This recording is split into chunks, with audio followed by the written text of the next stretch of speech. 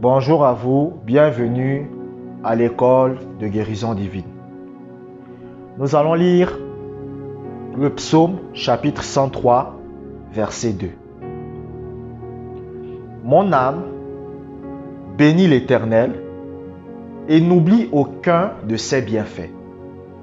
C'est lui qui pardonne toutes tes iniquités, qui guérit toutes tes maladies. Amen. Amen. Dieu veut que vous soyez en bonne santé. Regardez ce que la Bible dit. La Bible dit que Dieu pardonne toutes vos iniquités. Ça veut dire tous vos péchés. Tout ce que vous avez pu faire avant d'être chrétien. C'est pour ça que vous voyez les histoires de malédiction générationnelle. Dieu vous rend malade, malédiction générationnelle. La Bible dit qu'il pardonne toutes vos iniquités. Et ça, c'est même l'Ancien Testament. Dans le Nouveau Testament, Dieu ne pardonne pas, il efface. Il efface. Ça veut dire que lorsque vous êtes un chrétien, que vous venez devant Dieu et vous dites à Dieu, « Oh Seigneur, tu te rappelles les péchés que je commettais ?» Dieu te dit, mais de quel péché tu parles? Il l'a oublié. En fait, les gens ne comprennent pas la nouvelle naissance. Lorsque vous devenez un chrétien, vous êtes une nouvelle personne. Ce n'est pas le sujet de ce message. Mais vous êtes une nouvelle personne. Donc, et cette nouvelle personne n'est pas appelée à être malade. La volonté de Dieu pour vous, c'est la bonne santé. Pourquoi? Parce que vous n'êtes pas appelé à vivre dans la maladie. Même si avant d'être chrétien, vous avez commis des fautes, tout ça, ça a été effacé. Tout ça, ça a été effacé. Mais maintenant, vous savez, c'est comme un prisonnier. Vous avez déjà vu un prisonnier? Quelqu'un, il est en prison. Et on lui dit que tout ce qu'il a fait a été effacé. Mais maintenant, il faut qu'il sorte de la prison. Est-ce que vous comprenez? Ce n'est pas parce qu'il sait que toutes ses fautes ont été effacées qu'il sort de la prison. Il a le droit de sortir de la prison. Mais maintenant, c'est à lui de le faire.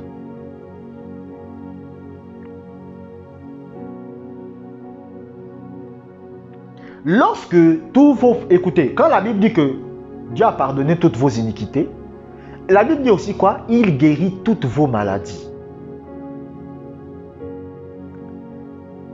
Donc, vous êtes libre de la maladie. C'est pour ça, moi, je vous dis de confesser votre guérison. Pourquoi? Parce qu'en tant que chrétien, écoutez, comment vous faites pour enlever la maladie de votre corps? C'est la confession. Pourquoi? Parce que vous n'êtes pas appelé à être comme ça.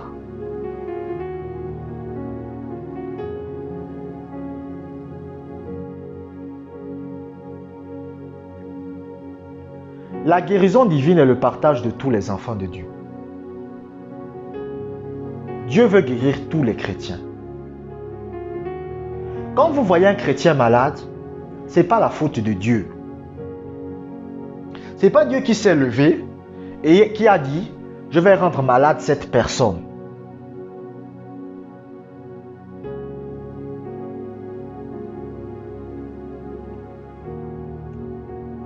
Un enfant qui vient de naître et qui est malade, il a fait quoi à Dieu? Non, moi j'aimerais poser cette question. Un enfant qui vient de naître et qui est malade, il a fait quoi à Dieu? Parce qu'il y a des gens, ils aiment dire ça. Oh oui, les gens qui sont malades, c'est le péché, c'est le péché, c'est le péché, c'est le péché. Bon, moi, j'aimerais maintenant poser une question. Un enfant qui vient de naître, il a fait quoi à Dieu?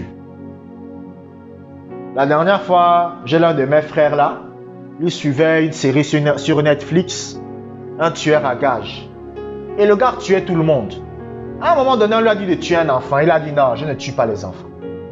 Un tueur à gages. Il a dit non, je ne tue pas les enfants. Comment je vais tuer un bébé de 2 ans? Le bébé de 2 ans m'a fait quoi? Est-ce que vous voyez un peu? Moi, j'aimerais vous poser une question. Un bébé qui vient de naître, il vient de naître. Il n'a encore rien fait de mal. Rien. Qu'est-ce qu'il a fait à Dieu pour que Dieu le rende malade? C'est parce que la maladie ne vient pas de Dieu. Et moi, je suis fâché contre ces gens qui aiment prêcher les chars de... Non, mais quand je vois des commentaires comme ça dans mes vidéos, ça me... Bon... Vraiment, ça me dégoûte, quoi. Parce que j'arrive pas à comprendre des gens qui ne réussissent pas à croire la bonne nouvelle. Quelqu'un on vient dire que Dieu veut que vous soyez en bonne santé. Et il dit non, il se défend. Moi, je ne comprends pas. Donc, si on venait dire que Dieu veut vous rendre malade, Dieu veut vous tuer, Dieu veut vous trucider, là, les gens sont contents. Oui, ça, c'est le message de Dieu. J'ai du mal à comprendre les gens, en fait. Même Kenneth Hagin, j'avais lu un livre de lui, là. Il part prêcher dans un endroit la guérison. Les gens lui disent que ton message, c'est un faux message. On le combat. Donc, quelqu'un en vient dire que c'est la volonté de Dieu de guérir les gens. C'est la volonté de Dieu que les gens soient en bonne santé. Ben, non, il ne faut pas ça. Dieu doit nous rendre malades. Dieu ne rend pas malade les gens. Et moi, je vous dis, arrêtez d'écouter ces gens-là. La Bible dit, prête l'oreille à mes discours. À quoi? À la parole de Dieu. Ne prêtez pas l'oreille aux gens qui vous racontent du n'importe quoi. Moi, je suis même quelqu'un, moi, je blague pas. Tu commences à me dire un truc bizarre que quoi, je bloque ton numéro, je supprime. Oh, c'est pas, Dieu ne veut pas guérir. Ok, il n'y a pas de problème. Je bloque, je supprime. Parce qu'il ne faut pas blaguer avec ça. Il y a des gens qui vont détruire votre foi. C'est-à-dire qu'ils vont venir, ils vont détruire votre foi par les paroles qu'ils disent.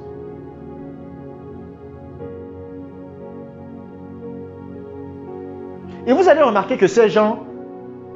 Mon Dieu, je préfère même ne pas parler. Écoutez, Dieu ne veut pas que vous soyez malade. Soyez simplement conscient de ça. Peu importe ce que vous voyez, que vous ressentez, ce n'est pas Dieu. Nous allons ouvrir un deuxième passage biblique. Un deuxième passage biblique que nous allons lire.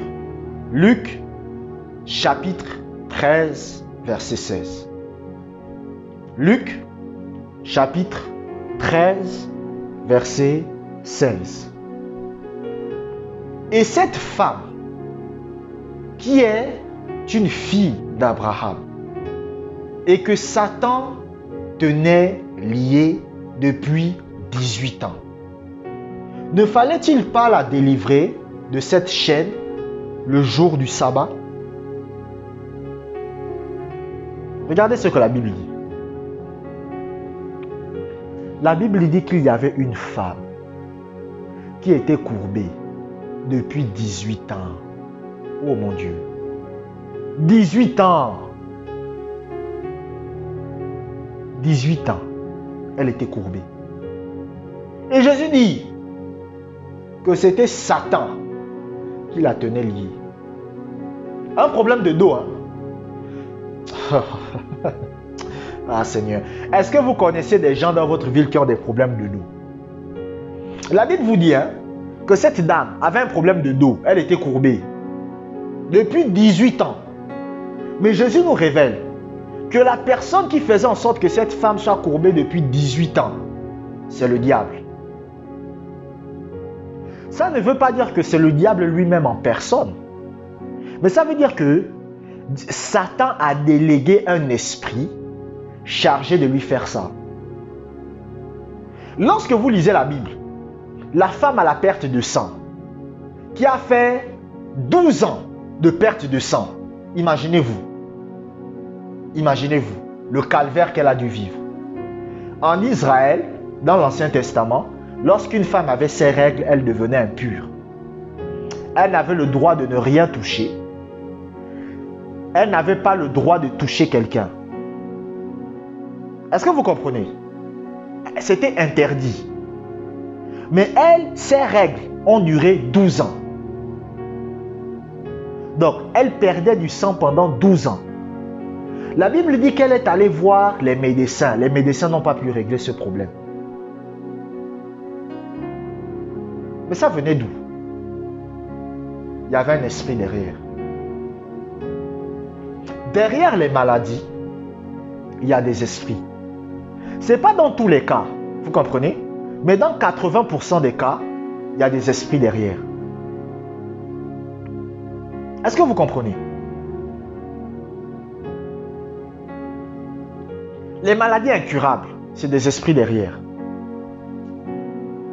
Quand on vous dit que telle personne, il y a un papa que je connais, bon, ça fait 2 ans qu'il est parti, bon, que je connaissais, les gens le connaissaient, et il est mort du cancer du côlon. Et son père est mort du cancer du côlon. Et son grand-père est mort du cancer du côlon. Et même son arrière-grand-père est mort du cancer du côlon. Vous savez pourquoi? Il y a un esprit derrière.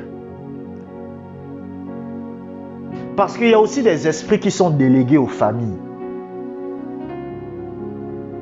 Donc, à partir du même âge, les mêmes maladies viennent. Pourquoi? Parce que c'est un esprit. Les gens disent c'est génétique, c'est les gènes, c'est les ceci, c'est les cela. Ce que le médecin vous dit, c'est vrai. Le médecin ne vous ment pas. Quand le médecin vous dit c'est génétique, parce que ça c'est en termes scientifiques.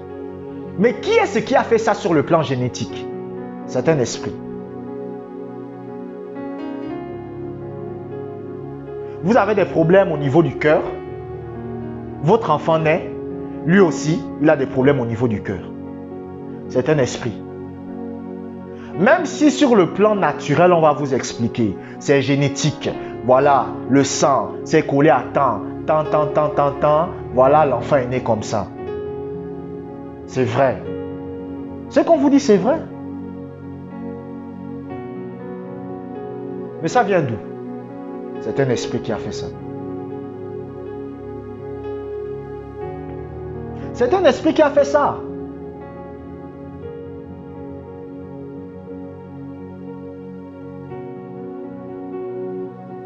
Derrière les maladies, il y a des démons. Il y a des esprits mauvais qui ont pour but de de faire souffrir les gens. Une femme était courbée depuis 18 ans. Je ne sais pas si vous vous imaginez. Mais c'était un esprit qui était derrière. Derrière les maladies que vous avez dans 80% des cas. La Bible dit dans Actes chapitre 10 verset 38. Jésus allait de lieu en lieu, faisant du bien et guérissant tous ceux qui étaient sous l'empire du diable. Jésus guérissait tous ceux qui étaient sous l'empire du diable.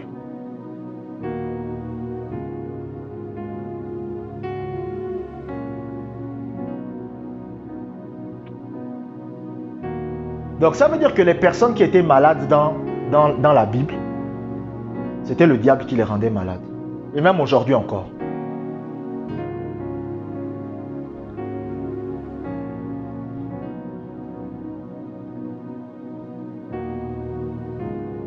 Vous devez comprendre que la nature de Dieu, ce n'est pas quelqu'un qui rend malade les gens.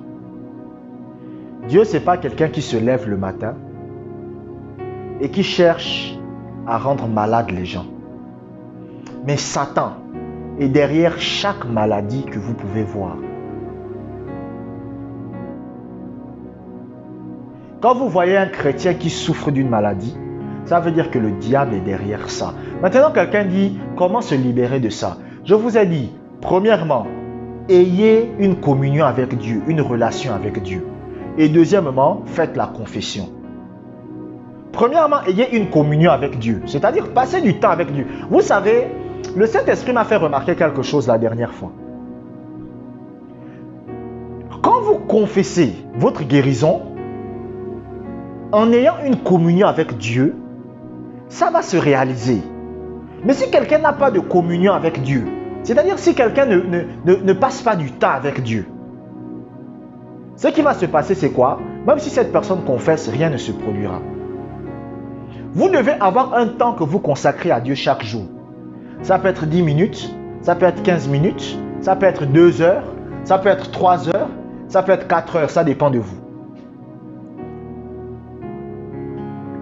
Abonnez-vous pour des prochaines vidéos. Que la grâce du Seigneur soit avec vous.